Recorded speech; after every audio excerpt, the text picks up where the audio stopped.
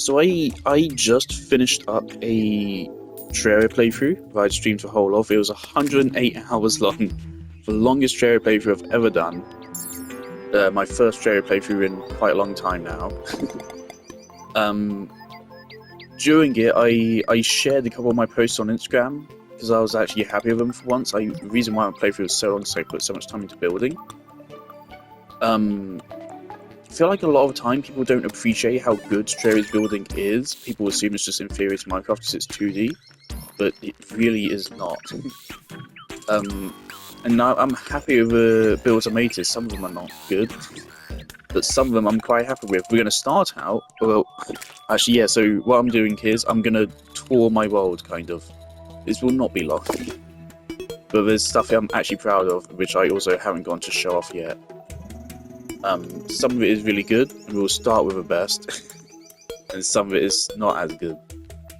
So, starting off is my main build, the castle, which is my main base, with a functional kind of drawbridge here, so you can either flip the switch or use a pressure plate.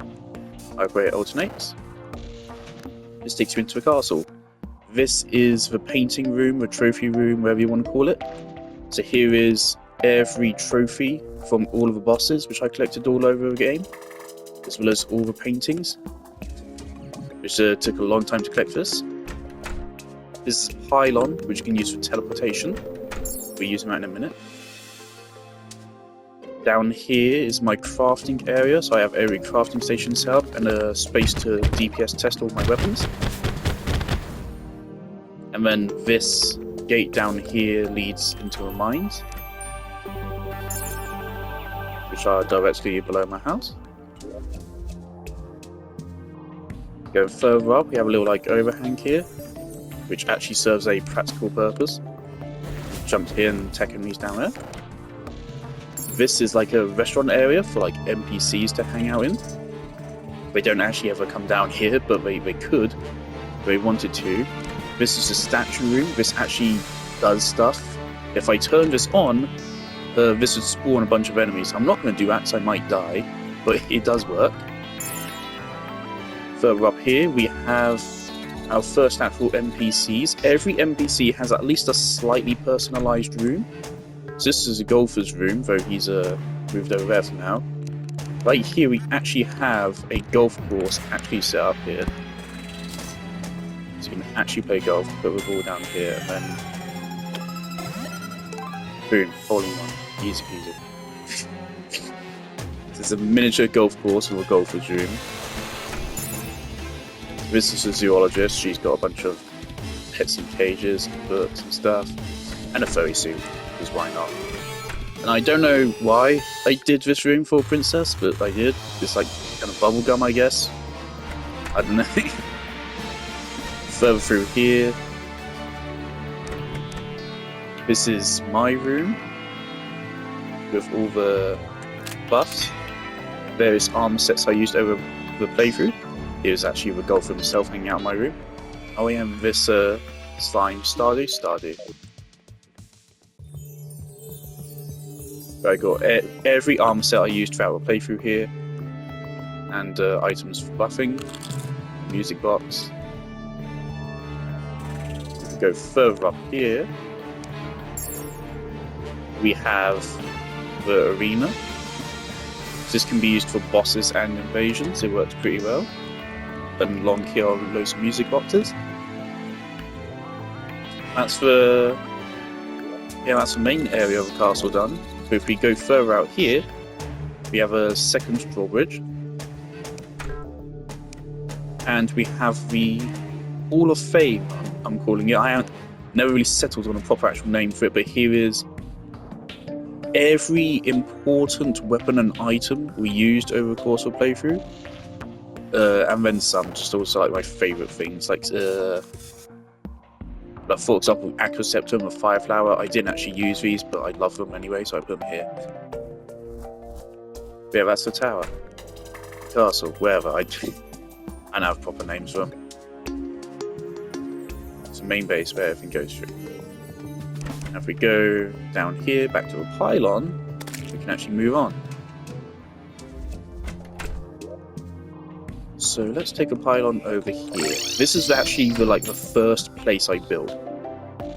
Beyond the actual first place I built. This is the first place I built to actually look good.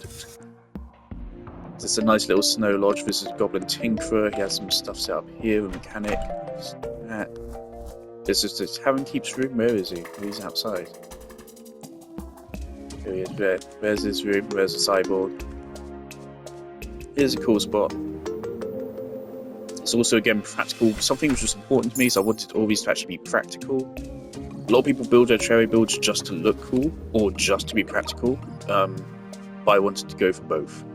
So, everything works with practicality and visuals. Practical in that here we have a lake. We use this for farming some rare stuff. It's very good. We teleport again. This build is technically unfinished. My intent with this build was to make it a giant mushroom to house the mushroom NPC here. But the idea was to, from the very surface, build it all the way up from the surface, all the way up, and eventually have like the mushroom cap a little bit above this. I just didn't finish it because it would take ages. So I built the part of it I actually needed, which was the NPC houses, and I never actually went ahead on the full mushroom concept. Maybe I will at some point, another time. This over here is a ginormous boss fight arena I built by the ocean. Don't need to see that. A fully zoomed out perspective of my world. I actually explored a fair bit of it. I don't usually explore quite this much, but something I like is it's like all connected. Let's go to the desert. It's a desert house. It's supposed to be like a kind of like a resort kind of thing. You have the arms dealer in here, the nurse, the steampunker, a party girl. Each of their rooms are slightly different. These are like storage rooms. I was going to put chests in here, but I have another storage room spare. Here we've got some tables and chairs and sofas, a piano, a hot tub, and a zan. Again, we start out with best thing, nothing else is as elaborate as the castle. The castle itself was over 10 hours of work. It took a long time to put it together. Oh yeah, okay, so over here actually. This will take a moment.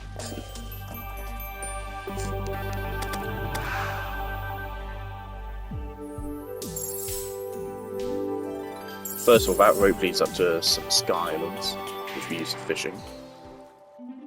This here is my arena that I used for certain activities. I made these yeah. I have a minecart set up here to allow me to quickly move back and forth along the arena. I have flamethrowers and spear traps set up, which are very good at dealing with enemies. Okay, let's go to the least impressive build. This is the house I started the world in.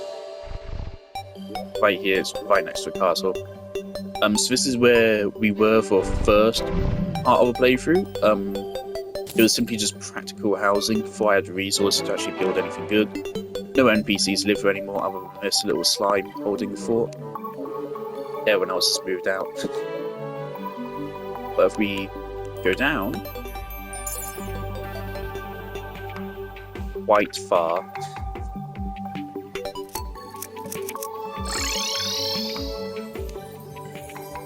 if you were to go all the way down this hole, you'd eventually come to the cavern house. This houses all the NPCs that for some reason like it underground. Where is the... what? Oh right, well the tax collector for some reason came down here. So that's cool. Moving on. Over here, we have a last two builds. This is the beach house. This is the second thing I built. Like the order in which I built these in, I don't even remember. Obviously, this was first, then this, the snow one, then the beach house, then the desert one,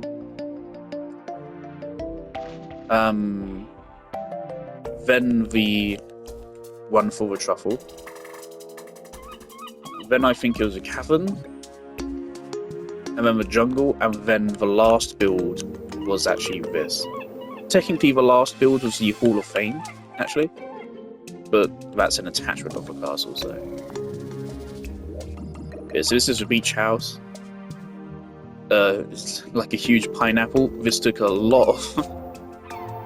This took like 5 different tries of just completely dismantling what I'd done and restarting. It's not the best, but whatever. It's supposed to be a little bit shit, because it's part of the kind of spirit, because it houses the angler who's not the best person. We got a wizard, a pirate, and a merchant there. Over here, we have a space which was hollowed out by a meteor for me, and I decided to actually make some use of it, so this is my storage room. Lots of stuff stored all here. And then, if we go over here, we have the ocean. If we go into the ocean, we have my potion farm. So here I have all my potions set up for the whole playthrough. This was immensely helpful.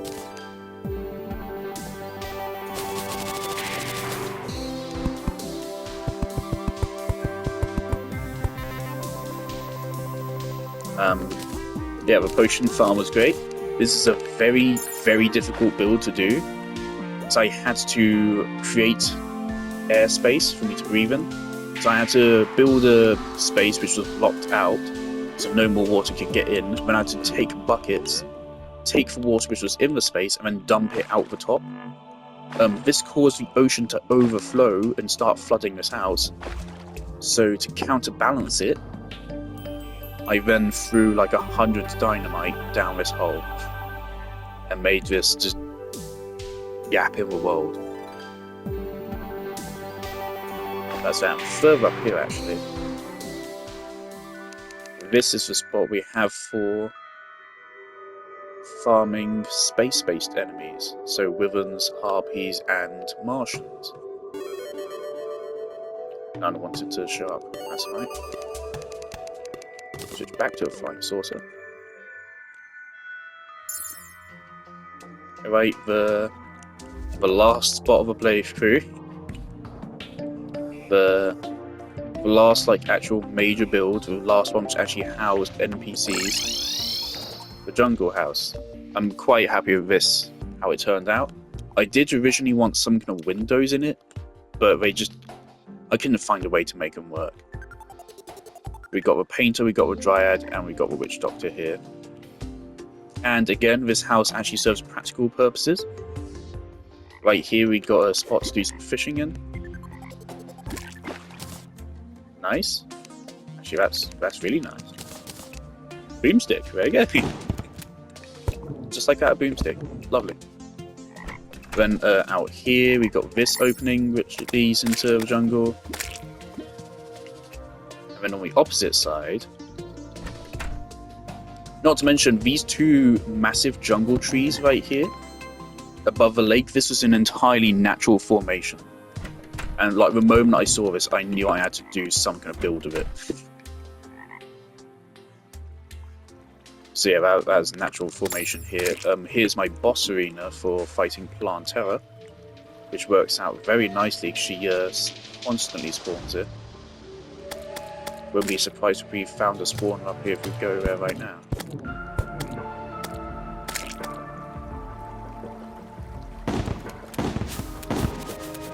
And never mind, not going to get any luck, but we are going to get some life through, so that's good.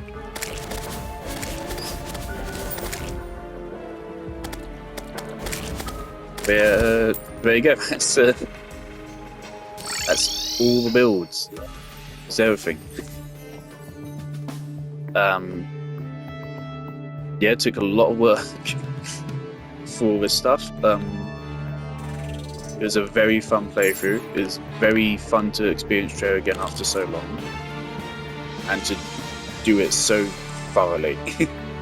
And I know that part of why I share these is because I know that sometimes people actually see what I share and it actually gets them interested in the game. I've gotten messages from people saying they're interested in playing Terraria again because of this, because my sharing my earlier pictures of these builds. And also part of why I'm doing this because I know, like I posted my Instagram story, but when I was building the drawbridge, but when I didn't share the rest of the castle, and I felt like that was a cliffhanger I needed to resolve. Yeah, that's the whole thing. I always bump into these doors, but I specifically designed it here so there's this incorrect like angle. So if I walk into it and bump into it, I can just use the switch here to walk through anyway. That's on every one of these doors. Oh, and of course this is to keep enemies from coming down, because they can spawn up here. So it keeps all the NPCs safe. But yeah, this castle was my favourite build I've ever done in Terraria. And out of all of the NPCs' rooms, my favourite probably is the golfers, just because I find the idea of him just having a custom golf course in his bedroom hilarious. With vines and grass and everything. It's brilliant. And a Genshin Impact. Right. That's it. Thanks for watching if you actually watched this. Jolly good.